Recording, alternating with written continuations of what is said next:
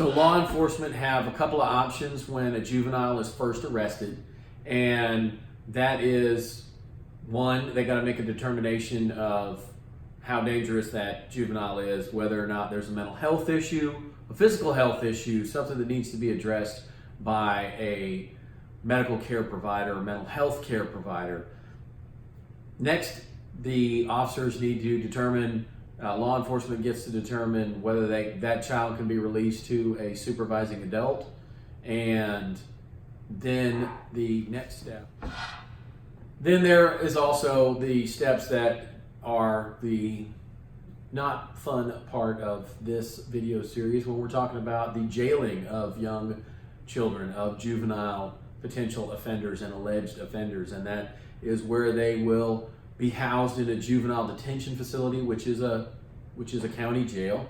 And it is not a pleasant place. It is not as oppressive as other jails, and certainly not anything on the level of prison.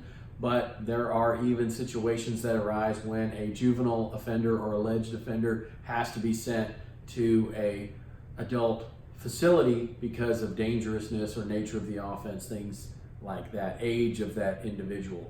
So these are things that are all factors that have to be weighed almost immediately upon the detention of a juvenile alleged offender, and they're all serious.